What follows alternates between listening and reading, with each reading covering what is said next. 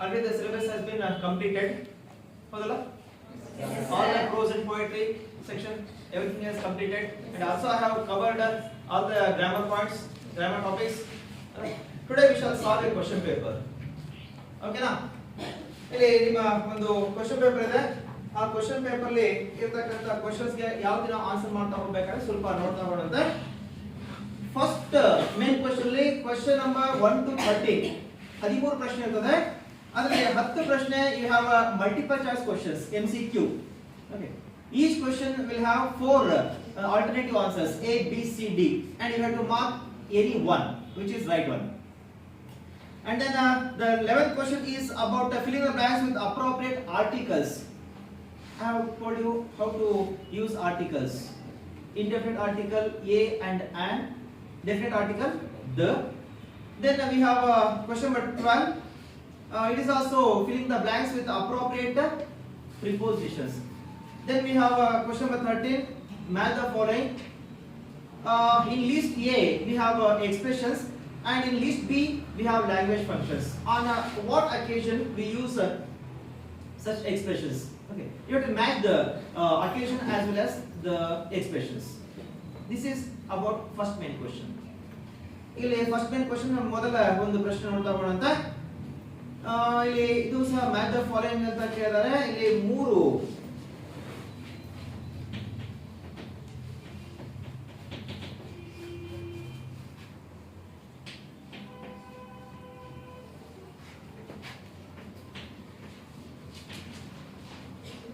Mr. Alligator, Mr. Fox,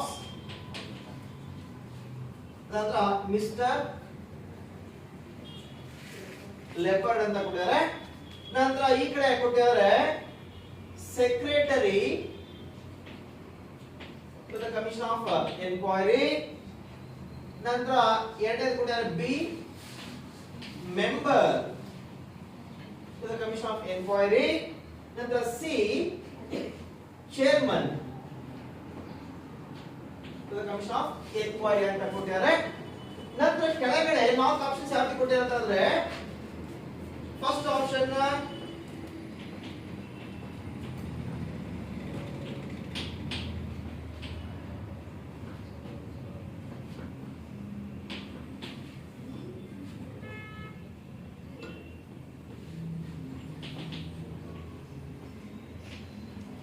ನಂತರ B. ಸ್ವಲ್ಪ difficult ಇರ್ತದೆ.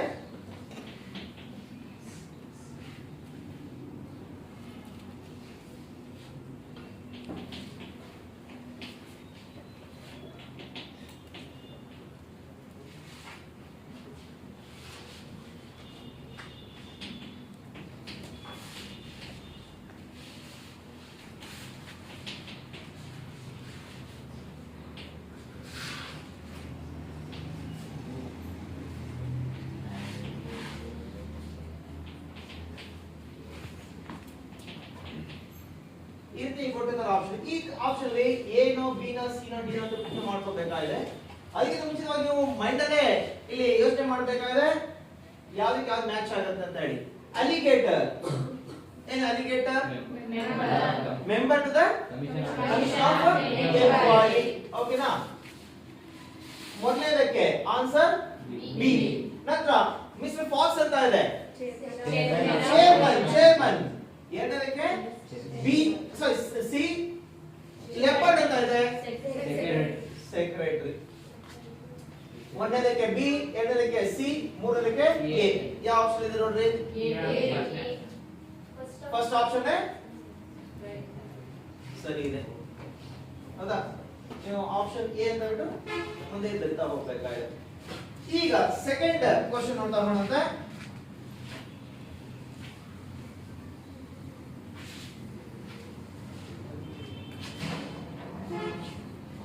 The little ones spend the little ones spend dash at school according to the poem the school boy ಅಂತ ಕೊಟ್ಟಿದ್ದಾರೆ. ನಂತರ options ಕೊಟ್ಟಿದ್ದಾರೆ. Option A anxious hour, ಎರಡನೇದು happy time, ಮೂರನೇದು delightful moments, ನಾಲ್ಕನೇದು ಜಾಯ್ಫುಲ್ ಸಮ್ಮರ್. ಪ್ರಶ್ನೆ ಮತ್ತೆ ಹೇಳ್ತೀನಿ. The little ones spend dash at school. ಶಾಲೆನಲ್ಲಿ ಏನು ಕಲಿತವೆ ಮಕ್ಕಳು? Anxious or happy time, delightful moment ಅಥವಾ ಜಾಯ್ಫುಲ್ ಸಮರ್? ಆಪ್ಷನ್ ಎ ಅಲ್ಲೇನ್ರಿ? ಆಪ್ಷನ್ ಎ ಅಲ್ವಾ? ಮತ್ತೆಲ್ಲ ಬಿ ಅಂತ ಸಿ ಅಂತ ಹೇಳ್ರಿ. ಶಾಲೆ ಬಂದ ಮಗು ತುಂಬಾ ಹ್ಯಾಪಿ ಟೈಮ್ ಮಗುಗೆ ಅಥವಾ ಡಿಲೈಟ್ಫುಲ್ ಮೊಮೆಂಟ್ ಅಲ್ಲ ಅಲ್ವಾ? First one answer anxious are ಅದು ಅಲ್ಲಿ ಸರಿ. ಮೂರನೇ ಪ್ರಶ್ನೆ, the stranger who saves the narrator from humiliation in one mansion had dashed. ಪ್ರಶ್ನೆ ಅರ್ಥ ಇದೆಯಾ? The stranger who saves the narrator from humiliation. Humiliation ಎಂತದು? Humiliation ಅವಮಾನ. ಹ್ಯುಮ್ಯಾನಿಟಿ ಅಂತ ಹೇಳ್ತಾ ಇಲ್ಲ, ಹ್ಯುಮಿಲಿಯೇಷನ್ ಅವಮಾನ. ಲೇಖಕನಿಗೆ ಅವಮಾನ ಆಗದನ್ನು ತಡಿಲಿಕ್ಕೆ ಬಂದಂತಹ ಸ್ಟ್ರೇಂಜರ್, ಅಪರಿಚಿತ ವ್ಯಕ್ತಿ ಬಗ್ಗೆ ನಮಗೆ ಪ್ರಶ್ನೆ ಕೇಳಿದ್ರೆ ಅವನು ಏನು ಹೊಂದಿದ್ದ ಅಂತ ಹೇಳಿ. ಫಸ್ಟ್ ಇದು A option, A look of hungry wolf. Option A. B, no quality of mercy. ಮೂರನೇದು, meals and tea with the narrator. ನಾಲ್ಕನೇದು, blue eyes and handlebar moustache. Handlebar moustache. Okay, blue eyes and handlebar moustache. D option ಸರಿ. ಅವನ ಕಣ್ಣು ಗುಡ್ಡೆ blue ಇತ್ತು, I balls ನಮ್ದೆಲ್ಲ block ಯಾವ್ದು ಇರ್ತದೆ ಯಾವ್ದು ಬ್ಲೂ ಇತ್ತು, ದಪ್ಪ ದಪ್ಪ ಮೀಸೆ.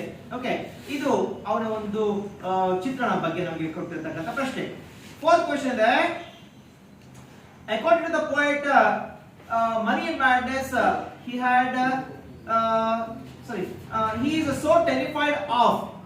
Okay, according to the poet Money Madness, he is terrified of. ಏನು ಆಪ್ಷನ್ಸ್ ಕೊಡ್ತಾರೆ? ಮನಿ ದಟ್ ಒನ್ ಹ್ಯಾಸ್, ಎರಡನೇದು ಮ್ಯಾಡ್ನೆಸ್, ಮೂರನೇದು ಮ್ಯಾನ್ಕೈಂಡ್, ನಾಲ್ಕನೇದು collective money madness of Mankind.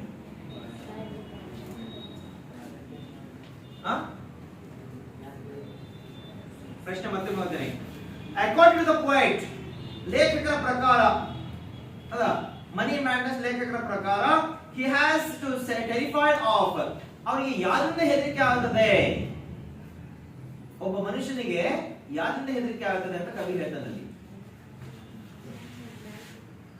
D option ಕಂಡ್ರಿ, collective money madness.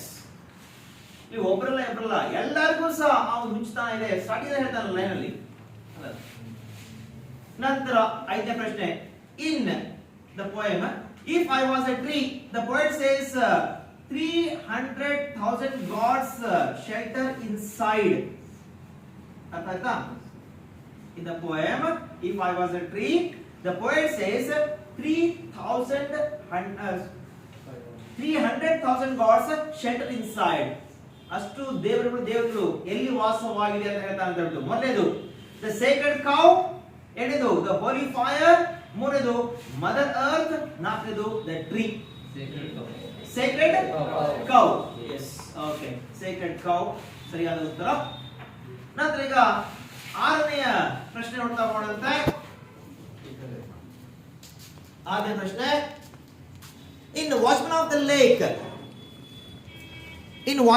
Lake, drama, Dash says that he has received the greatest gift from his father-in-law. Okay, ಮತ್ತೆ ಹೇಳ್ತೀನಿ, in the Watchman of the Lake, Dash says that he has received the greatest gift from his father-in-law. ಆ ನಾಟಕದಲ್ಲಿ ನನ್ನ ಮಾವ ಕೊಡ್ಬೇಕಾಗಿದ್ದ ದೊಡ್ಡ gift ಕೊಟ್ಬಿಟ್ಟಿದ. ಈಗ ಇಲ್ಲಿ ಯಾರು ಹೇಳ್ತಿರೋದು ನಂಗೆ ನಮ್ಮ ಮಾವ ತುಂಬಾ ದೊಡ್ಡದಾದ ಒಂದು ಗಿಫ್ಟ್ ಕೊಟ್ಟಿದ್ದಾರೆ ಅಂತ ಹೇಳ್ಬಿಟ್ಟು. ಮೊದಲನೇದು ದ ಕಿಂಗ್, ಎರಡನೇದು ವಿಲೇಜ್ ಹೆಡ್ಮನ್, ಮೂರನೇದು ಮಾರ, ನಾಲ್ಕನೇದು ಭೀಮ. ಮಾರ, ಎಸ್, ಮಾರನಿಗೆ ಲೇಟೆಸ್ಟ್ ಗಿಫ್ಟ್. ಏನು ಲೇಟೆಸ್ಟ್ ಗಿಫ್ಟ್? ಮಗಳು. Yes. Okay, seventh question, how many children does the farmer's wife have in the poem by Olga? farmer's wife ಗೆ ಇದ್ದಂತ ಮಕ್ಕಳ ಸಂಖ್ಯೆ, how many children she had? Yes, 4. Option ಇಲ್ಲಿ ನೋಡ್ತಾ ಹೋದಂತೆ ಆಪ್ಷನ್ ನಾನು ಇನ್ನು ಹೇಳೇ ಇಲ್ಲ, ಉತ್ತರ ನೀವು ಹೇಳ್ಬಿಟ್ರಿ. ಮೊದಲನೇ ಆಪ್ಷನ್ ಎ 4, ಬಿ ಆಪ್ಷನ್ 3, ನಂತರ ಸಿ 2, ನಂತರ ಡಿ 1. ಆಪ್ಷನ್ ಎ 4 ಸರಿ. ನಂತರ ಈಗ question number 8. Friedrich ಡಾಗ್ಲಾಸ್ mother was hired by dash ಅಂತ ಕೊಟ್ಟಿದ್ದಾರೆ. ಓಕೆ, ಫ್ರೆಡ್ರಿಕ್ ಡಾಗ್ಲಾಸ್ ತಾಯಿ ಯಾಕೆ ಕೆಲಸ ಮಾಡ್ತಿದ್ಲು ಅಂತ ಹೇಳಿ. ಮೊದಲನೇದಾಗ್ಬಿಟ್ಟು ಎ ಆಪ್ಷನ್ ಕ್ಯಾಪ್ಟನ್ ಆಂಥನಿ, ಎರಡನೇದು ಮಿಸ್ಟರ್ ಪ್ಲೂಮರ್, ನಂತರ ಸಿ ಮಿಸ್ಟರ್ ಸ್ಟಿವಾರ್ಟ್, ನಂತರ D mister Isaac Bailey. Frederick Douglass ನ ತಾಯಿ ಯಾಕೆ ಕೆಲಸ ಮಾಡ್ತಾ ಇದ್ಲು? ಕ್ಯಾಪ್ಟನ್ ಆಂಥನಿ ಕಡೆನಾ? ಸಿ ಆಪ್ಷನ್ ಬರ್ತದೆ ಮಿಸ್ಟರ್ ಸ್ಟಿವಾರ್ಟ್. ಫ್ರೆಡ್ರಿಕ್ ಡಾಗ್ಲಾಸ್ ಎಲ್ಲಿ ವಾಸವಾಗಿದೆ? ಅಲ್ಲಿಂದ 12 ಮೈಲ್ಸ್ 12 ಮೈಲ್ ದೂರದಲ್ಲಿರತಕ್ಕಂತಹ ಒಂದು ಹೊಲ ಗದ್ದೆಯಲ್ಲಿ ಕೆಲಸ ಮಾಡ್ತಿದ್ರು. She was working there and she had met only 3 or 4 times to her son. The next question number 9. ಇಲ್ಲಿ ಒಂದು ಸ್ಟೇಟ್ಮೆಂಟ್ ಕೊಟ್ಟಿದ್ದಾರೆ ಮತ್ತೆ ರೀಸನ್ ಕೊಟ್ಟಿದ್ದಾರೆ. ಅಲ್ಲಿ ಸ್ಟೇಟ್ಮೆಂಟ್ ಸರಿ ಇದೆಯಾ, ರೀಸನ್ ಸರಿ ಇದೆಯಾ, ಸ್ಟೇಟ್ಮೆಂಟ್ ತಪ್ಪಿದೆಯಾ, ರೀಸನ್ ತಪ್ಪಿದೆಯಾ, ಅಥವಾ ಎರಡು ಸರಿ ಇದೆಯಾ ಹೇಳ್ತಾ ಹೋಗ್ಬೇಕಾಗಿದೆ. Statement ಮೊದಲೇದು. In spite of earning more, Nicola and Jacopo don't spend money on food and clothing. Statement ಇದು. ಓಕೆ, ಏನು ಹೇಳ್ತಾರೆ? In spite of earning more, ಸಿಕ್ಕಾಪಟ್ಟೆ ಹಣ ದುಡಿದ್ರು ಸಹ Nicola and Jacopo did not spend money on food and clothing. ಅವರು ಹಣವನ್ನು ಊಟದ ಮೇಲೆ ಬಟ್ಟೆ ಮೇಲೆ ಜಾಸ್ತಿ ಖರ್ಚು ಮಾಡ್ತಾ ಇರಲಿಲ್ಲ. ರೀಸನ್ ಅದಕ್ಕೀಗ they were saving money to go to America ಅಂತ ಇಲ್ಲಿ ರೀಸನ್ ಕೊಟ್ಟಿದ್ದಾರೆ. ಇಲ್ಲಿ ಸ್ಟೇಟ್ಮೆಂಟ್ ಸರಿನಾ, ರೀಸನ್ ಸರಿನಾ? ಸ್ಟೇಟ್ಮೆಂಟ್ ತಪ್ಪ, ರೀಸನ್ ತಪ್ಪ? ಆಪ್ಷನ್ ಕೊಡ್ತಾ ಬಂದ್ರೆ only the statement is true, ಮೊದಲನೇದು ಆಪ್ಷನ್. ಎರಡನೇದು B only reason is true. ಮೂರನೇದು both statement and reason are true. ನಾಲ್ಕನೇದು both statement and reason are false. A only the statement is true. Statement ಮಾತ್ರ ಸರಿ ಇದೆ, reason ಸರಿ ಇಲ್ಲ. Okay, last question, multiple choice questions ಅಲ್ಲಿ 10th question number. Why does the poet say, "Do not ask of me my love, that love I once had for you" in the prescribed ghazal ಅಂತ ಹೇಳಿದ್ದಾರೆ? ಯಾಕೆ ಲೇಖಕ ತನ್ನ ಒಂದು ಪ್ರೇಯಸಿಗಾಗಿ ಹೇಳ್ತಾ ಅಂತ ಹೇಳ್ಬಿಟ್ಟು. ಮೊದಲನೇ option the lady is not beautiful anymore, option A. ನಂತರ B the lady does not love him anymore. ಮೂರನೇದು C the poet is angry with his lady love. ನಾಲ್ಕನೇದು the poet had other sorrows in the world to look at. ಯಾವ ಉತ್ತರ ಸರಿ ಇದೆ? ಮತ್ತೊಮ್ಮೆ ಏನ್ ಹೇಳ್ಬಿಡ್ತೀನಿ, ಪ್ರಶ್ನೆ ಅರ್ಥ ಆಯ್ತಾ? ಈಗ ಲೇಖಕ ಹೇಳ್ತಾನೆ ತನ್ನ ಪ್ರೇಯಸಿಗೆ ಆ ಸಮಯದಲ್ಲಿ ಏನೇನ್ ಪ್ರೀತಿ ಕೊಡ್ತಿದೆ ಆ ರೀತಿ ನಿನ್ನ ಕಡೆಯಿಂದ ಎಕ್ಸ್ಪೆಕ್ಟ್ ಮಾಡಬೇಡ. ಯಾತಕ್ಕೆ? ಮೊದಲನೇ ಆಪ್ಷನ್ ಏನಪ್ಪಾ ಅಂತಂದ್ರೆ the lady is not beautiful anymore. ಪ್ರೇಯಸಿ ಯಾವಾಗಲೇ ಎಲ್ಲ ಮುದುಕಿ ಆಗ್ಬಿಟ್ಟಿದ್ದಾರೆ ಅಂತ ಬಿಟ್ಟು ಅವ್ರ ಬ್ಯೂಟಿ ಎಲ್ಲ ಹೋಗಿದೆ ಅಂತ ಹೇಳಿ. ಎರಡನೇದು the lady does not love him anymore, ಅವಳು ತನಗೆ ಪ್ರೀತಿ ಮಾಡ್ತಾ ಇಲ್ಲ ಅಂತ ಹೇಳಿ. ಮೂರನೇ C the poet is angry with his lady love, ಕವಿಗೆ ತನ್ನ ಪ್ರೇಯಸಿ ಬಗ್ಗೆ ಕೋಪ ಬಂದಿದೆ ಅಂತ ಹೇಳಿ. ನಾಲ್ಕನೇದು the poet has other stars in the world to look at, ಲೇಖಕ ಬೇರೆ ಬೇರೆ ಕಡೆ ತನ್ನ ಗಮನ ಹರಿಸಬೇಕಾಗಿದೆ ಅಂತ ಹೇಳಿ. Option D. ಇನ್ನು ಯೋಚನೆ ಮಾಡ್ತೀರಪ್ಪ ನೀವು. ಓಕೆ ಆಯ್ತು, ಆದ್ರೆ ಮುಂಚೆ ಹೇಳಿರಲ್ಲ ಅಂತ ಹೇಳಿ.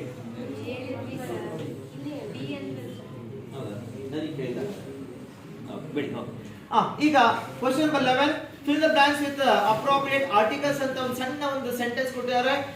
ಸ್ವಲ್ಪ ನೋಡ್ತಾ ಹೋದಂತೆ ಬರ್ರಿ. ಕ್ವೆಶ್ಚನ್ ನಂಬರ್ 11 ಇದೆ, ನೋಡಿ ಬರೀರಿ. ನಂತರ ಅಲ್ಲಿ ಏನು ಆರ್ಟಿಕಲ್ ತುಂಬಬಹುದು ನೋಡ್ತಾ ಹೋಗೋಣ.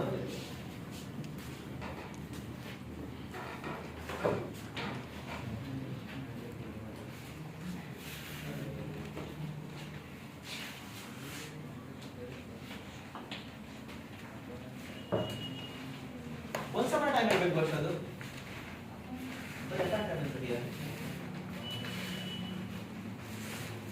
once ಅಂತ ಸರ್ ಇದೆ once upon a time ಇಲ್ಲ ಇದೆ ಈ ಕ್ವೆಶ್ಚನ್ once ಇದೆ sir. Okay sir okay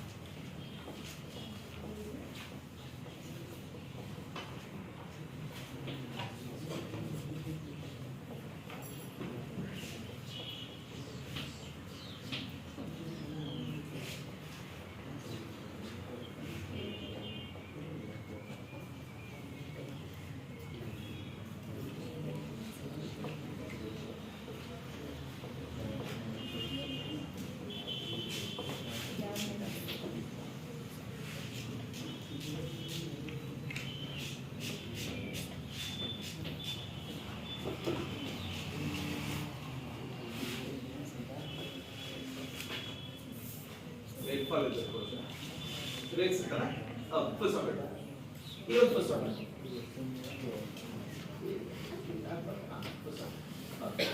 ಓದಿರ್ತೀಯಾ? ಓದಿರು. Once upon a time, a dash elephant made a friendship with a man. Dash man helped his friend during Torrential rains. ಇಲ್ಲಿ ನೀವು articles develop ಮಾಡಲಿಕ್ಕೆ ಎರಡು sentence ಕೊಟ್ಟಿದ್ದಾರೆ. Once upon a time, dash elephant made friendship with a man. ಅಲ್ಲಿ ಒಂದು sentence ಮುಗಿತು. Second sentence start ಆಗುತ್ತೆ. Dash man helped his friend during torrential rains ಅಂತ ಇದೆ. ಅಲ್ಲಿ ನಾವು ಆರ್ಟಿಕಲ್ಸ್ ಡೆವಲಪ್ ಮಾಡಬೇಕಾದ್ರೆ ಎ ಆನ್ ಮತ್ತೆ ದ ಎಲ್ಲೆಲ್ಲಿ ಏನು ಆರ್ಟಿಕಲ್ಸ್ ಯೂಸ್ ಮಾಡಬೇಕು ಸ್ವಲ್ಪ ಹೇಳ್ತಾ ಹೋದ್ರೆ ಫಿಲಪ್ ಮಾಡೋಣ. ಫಸ್ಟ್ ಇದಕ್ಕೆ ಆನ್. ಓಕೆ, ಫಸ್ಟ್ ಇದಕ್ಕೆ ಆನ್ ಬರೆಯುವ. ಯಾಕೆ ಆನ್?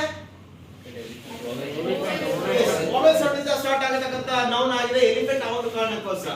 ಈಗ ಸೆಕೆಂಡ್ ಸೆಂಟೆನ್ಸ್ ಬರುತ್ತೆ. Dash man helped his friend during the torrential rains. The ಯಾಕೆ ದ?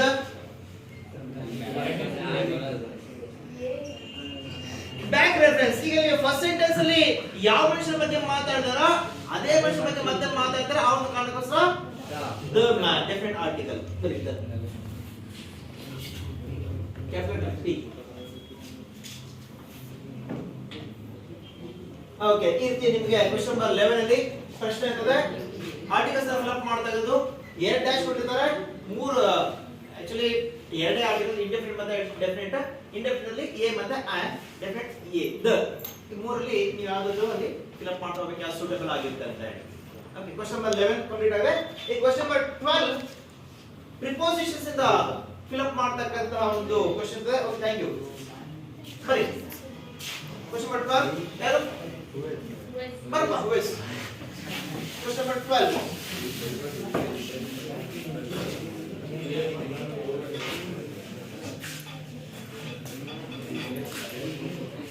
ಆರ್ಟಿಕಲ್ಸ್ ಎಲ್ಲ ಫಿಲ್ ಅಪ್ ಮಾಡ್ತಕ್ಕಂತ ಕ್ವೆಶ್ಚನ್ ಇದೆ.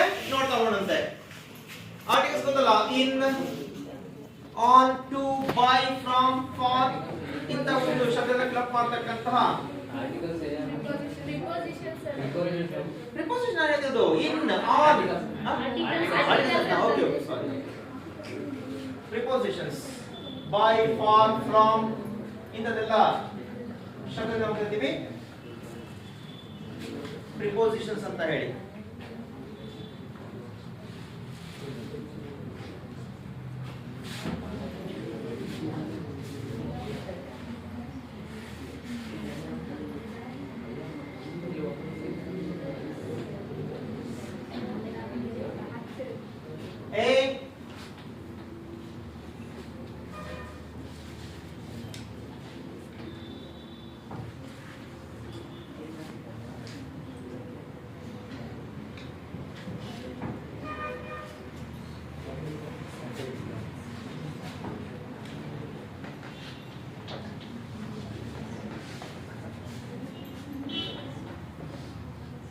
Okay.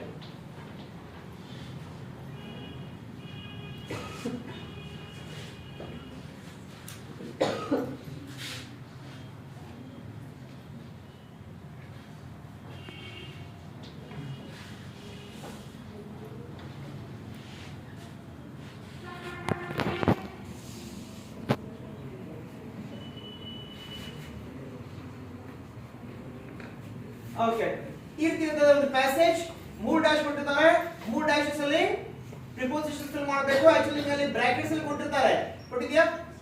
ಬ್ರಾಕೆಟ್ ಕೊಟ್ಟಿದ್ದಕ್ಕೆ ಬರಿಬೇಡ ಸದ್ಯಕ್ಕೆ, ನೋಡಂತೆ ನೀವೇ ಸ್ವಲ್ಪ ಯೋಚನೆ ಮಾಡ್ಬಿಟ್ಟು ಏನ್ ಬರೀಬಹುದು ಅಂತ ಬಿಟ್ಟು ನಾನು ಸ್ವಲ್ಪ ಹೇಳ್ತಾ ಹೋಗಿ. ಸೆಂಟೆನ್ಸ್ ಇದೆ, ಒಂದು ನಿಮಿಷ. My teacher arrives every day dash 9 a.m. She parks her scooter dash a tree. She walks dash our classroom smilingly ಅಂತ ಇದೆ ಸೆಂಟೆನ್ಸಸ್. ಈಗ ಇಲ್ಲಿ ನೀವು ಯೂಸ್ ಮಾಡಬಹುದಾದಂತ ಪ್ರಿಪೋಸಿಷನ್ಸ್ ಇರಬಹುದಾಗಿದೆ. ಇನ್ ಇರಬಹುದಾಗಿದೆ, ಆನ್ ಇರಬಹುದಾಗಿದೆ, ಆಟ್ ಇರಬಹುದಾಗಿದೆ, ಬೈ ಇರಬಹುದಾಗಿದೆ, ಫಾರ್ ಇರಬಹುದಾಗಿದೆ, ಫ್ರಮ್ ಇರಬಹುದಾಗಿದೆ, ಟು ಇರಬಹುದಾಗಿದೆ. ಇಂತ ಒಂದು ಶಬ್ದಗಳು ಪ್ರಿಪೋಸಿಷನ್ಸ್ ಫಿಲ್ ಅಪ್ ಮಾಡ್ತಾ ಹೋಗ್ಬೇಕಾದ್ರೆ ಸ್ವಲ್ಪ ಹಾಗೆ ಯೋಚನೆ ಮಾಡಿ ಹೇಳ್ತಾ ಹೋಗಿ ನೋಡ್ತಾ ಹೋಗುತ್ತೆ. My teacher arrives every day. At time ಮತ್ತೆ ಪ್ಲೇಸ್ ಸಂಬಂಧಪಟ್ಟ ನಾವು at ಅಂತಕ್ಕಂಥ ಪ್ರಿಪೋಸಿಷನ್ಸ್ ಯೂಸ್ ಮಾಡ್ತೀವಿ. ಓಕೆ, ನಂತರ she parks her scooter dash a tree.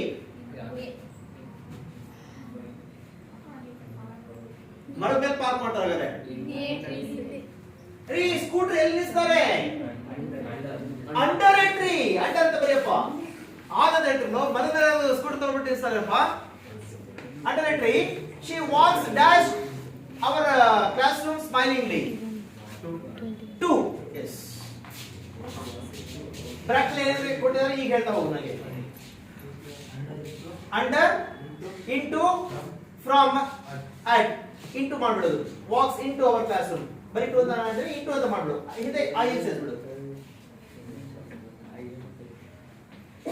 Into our classroom smiling. Okay. ಮೊದಲನೇದಕ್ಕೆ ಅಟ್, ಎರಡನೇದಕ್ಕೆ ಅಂಡರ್, ಮೂರನೇದಕ್ಕೆ ಇಂಟು. ಓಕೆ. ಇರ್ತಿರ್ತದೆ 3 ಮಾರ್ಕ್ಸ್ ನ ಪ್ರಶ್ನೆ. ಇಷ್ಟು ಬರೆದ್ರೆ ಸಾಕು ನಿಮಗೆ 3 ಅಂಕ ಬಂದೋಯ್ತು. Okay, thank you. ರೈಟ್. ಈಗ ನೆಕ್ಸ್ಟ್ ಕ್ವೆಶ್ಚನ್ ನಂಬರ್ 13 ಇದೆ. First main question last question ಇದೆ. Match the following. A list ಅಲ್ಲಿ ಕೊಟ್ಟಿದ್ದಾರೆ ನಮಗೆ ಎಕ್ಸ್ಪ್ರೆಷನ್ಸ್. ನಂತರ ಬಿ ಪಟ್ಟಿ ಕೊಟ್ಟಿದ್ದಾರೆ ಲ್ಯಾಂಗ್ವೇಜ್ ಫಂಕ್ಷನ್ಸ್. ಸ್ವಲ್ಪ ಬರೀ ಈಗ ಯಾರು ಬರಲಿಕ್ಕೆ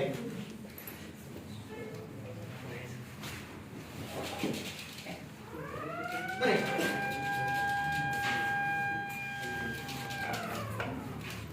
ಎ ಈ ಕಡೆ ಬಿ ಸ್ವಲ್ಪ ಸಣ್ಣದಾಗಿ ಬರೀತಾ ಹೋಗ್ರಿ.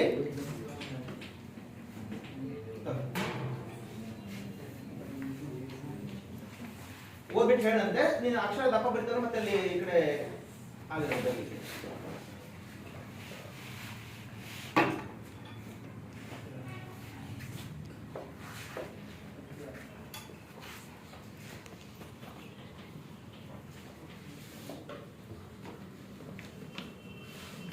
ಲೇಟರ್ ಇರಬೇಕು. See you later. ಹೌದು.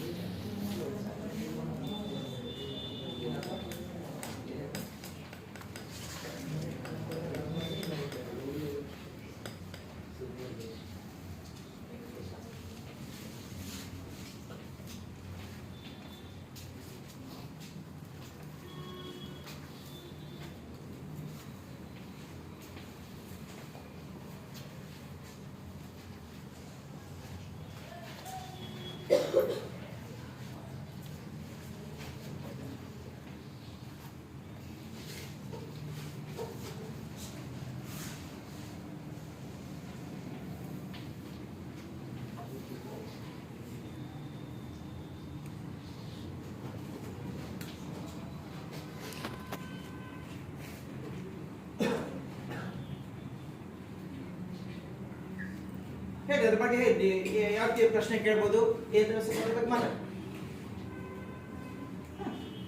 ಈಗ ಎ ಪಟ್ಟಿಯಲ್ಲಿ ನಮಗೆ ಎಕ್ಸ್ಪ್ರೆಷನ್ ಕೊಟ್ಟಿದ್ದಾರೆ ಲ್ಯಾಂಗ್ವೇಜ್ ಫಂಕ್ಷನ್ಸ್. ಓಕೆ, ಯಾವ ಸಂದರ್ಭದಲ್ಲಿ ನಾವು ಏನು ಎಕ್ಸ್ಪ್ರೆಸ್ ಮಾಡಬೇಕಾದ್ರೆ ನಮ್ಮ ಮನಸ್ಸಿನ ಯಾವ ಭಾವನೆ ಹೇಳಬೇಕಾದ್ರೆ ಅಂತದೆಲ್ಲ ಯೂಸ್ ಮಾಡ್ತೀವಿ ಅಂತ ಬಿಟ್ಟು ಓಕೆ ಮ್ಯಾಚ್ ದ ಫಾಲೋಯಿಂಗ್ ಮಾಡ್ತಾ ಹೋಗಬೇಕಾದ್ರೆ. ಈ ಕಡೆ ಎ ಪಟ್ಟಿಯಲ್ಲಿ ಹೇಳ್ರಿ ಯಾವ್ದಿದೆ ಅಂತ ಹೇಳ್ತಾರೆ ಎಕ್ಸ್ಪ್ರೆಷನ್ಸ್ಗಳು. ಹಾ ಹೇಳ್ರಿ ಒಂದೇದು.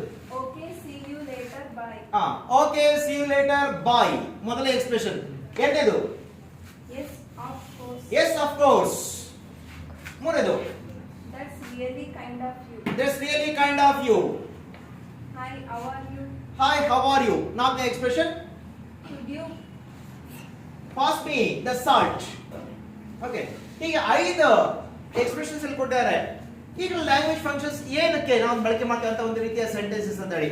ಮೊದಲನೇದಾಗ್ಬಿಟ್ಟು ಅಗ್ರೀಯಿಂಗ್, ಎರಡನೇದು ಎಕ್ಸ್ಪ್ರೆಸಿಂಗ್ ಗ್ರಾಟಿಟ್ಯೂಡ್, ಮೂರನೇದು ಗ್ರೀಟಿಂಗ್, ನಾಲ್ಕನೇದು ಕಾಂಪ್ಲಿಮೆಂಟಿಂಗ್, ಐದನೇದು ರಿಕ್ವೆಸ್ಟಿಂಗ್, ಆರನೇದು ಲೀವ್ ಟೇಕಿಂಗ್. ಗೊತ್ತಾಗ್ತದೆ ಯಾವ್ದಕ್ಕೆ ಯಾವ ಸಂದರ್ಭದಲ್ಲಿ ಏನು ನಾವು ಡೈಲಾಗ್ ಬಳಕೆ ಮಾಡ್ತೀವಿ ಅಂತ expression. Okay, see you later, bye. ನೀವು ಈಗ ಲೀವ್ ಟೇಕಿಂಗ್ ಹೌದಾ? ಈಗ ನೀವು ಮಾತಾಡ್ತಿರ್ತೀರಿ, ಮಾತಾಡಿದ ನಂತರ ಇಬ್ಬರು ಸಹ ಸೆಪರೇಟ್ ಆಗ್ಬೇಕಾಗ್ತದೆ. ಅವಾಗ ಬಾಯ್ ಸಿ ಯು ಅಂತ ಹೇಳಿಲ್ವಾ? ಲೀವ್ ಟೇಕಿಂಗ್ ಮೊದಲನೇದಕ್ಕೆ ಲೀವ್ ಟೇಕಿಂಗ್. ನೆಕ್ಸ್ಟ್ ಎರಡನೇದು ಎಸ್ ಆಫ್ ಕೋರ್ಸ್, ಅಗ್ರೀಯಿಂಗ್. ಈಗ ನೀವೇನೋ ಸ್ಟೇಟ್ಮೆಂಟ್ ಮಾಡ್ತೀರಿ, ಆ ಸ್ಟೇಟ್ಮೆಂಟ್ ನಾವು ಸಹ ಒಪ್ಕೋಬೇಕಾಗ್ತದೆ. ಆಗ ಎಸ್ ಆಫ್ ಕೋರ್ಸ್ ಅಂತ ಹೇಳ್ತಾ ಹೋಗ್ತೇವೆ. ನಂತರ ಮೂರನೇದಿದೆ that's really kind of you, expressing gratitude. Yes, ಯಾವಾಗ ನಾವು ಬೇರೆ ಕಡೆಯಿಂದ ಏನೋ ಒಂದು ಹೆಲ್ಪ್ ತೆಗೆದುಕೊಂಡಿರ್ತೀವಿ ಅವಾಗ ನಾವು ನಮ್ಮ ಗ್ರಾಟಿಟ್ಯೂಡ್ ಕೃತಜ್ಞತೆ ಅರ್ಪಿಸಬೇಕಾದ್ರೆ ಆ ಸಂದರ್ಭದಲ್ಲಿ ನಾವು that's really kind of you ಅಂತ ನಾವು ಬಳಕೆ ಮಾಡ್ತೀವಿ. ಥ್ಯಾಂಕ್ ಯು ಅಂತ ಹೇಳ್ತೀವಿ, ಥ್ಯಾಂಕ್ಸ್ ಅ ಲಾಟ್ ಅಂತ ಹೇಳ್ತೀವಿ. ಓಕೆ, ನಂತರ ಫೋರ್ತ್ ಎಕ್ಸ್ಪ್ರೆಷನ್ ಇದೆ hi how are you, greeting. ಈಗ ಎದುರು ಬರ ಸಿಕ್ಕಿದಾಗ ನಿಮ್ಮ ಫ್ರೆಂಡ್ಸ್ ಯಾರು ಹಲೋ ಹೌ ಆರ್ ಯು ಅಂತ ಹೇಳ್ತಾರೆ ಅದು. ನಂತರ ಲಾಸ್ಟ್ ಅದು could you please pass the salt, requesting. Okay, ಇದರಲ್ಲಿ ಒಂದೀಗ ಎಕ್ಸ್ಟ್ರಾ ಇರ್ತಕ್ಕಂಥ ಯಾವ್ದಪ್ಪ ಅಂದ್ರೆ ಡಿ ಕಾಂಪ್ಲಿಮೆಂಟಿಂಗ್. ಏನು ಕಾಂಪ್ಲಿಮೆಂಟಿಂಗ್ ಅಂತ ಹೇಳಿದ್ರೆ ಓಕೆ ಥ್ಯಾಂಕ್ ಯು ಸರಿ. ಓಕೆ, ಈಗ ಇಲ್ಲಿ ಒಂದಿಲ್ಲಿ ಲ್ಯಾಂಗ್ವೇಜ್ ಫಂಕ್ಷನ್ ಇಲ್ಲಿ ನಾವು ಯೂಸ್ ಮಾಡಿಲ್ಲ. ಯಾವ್ದಪ್ಪ ಅಂದ್ರೆ ಕಾಂಪ್ಲಿಮೆಂಟಿಂಗ್. ಕಾಂಪ್ಲಿಮೆಂಟಿಂಗ್ ಅಂದ್ರೆ ಎಂತದು? ಕಾಂಪ್ಲಿಮೆಂಟಿಂಗ್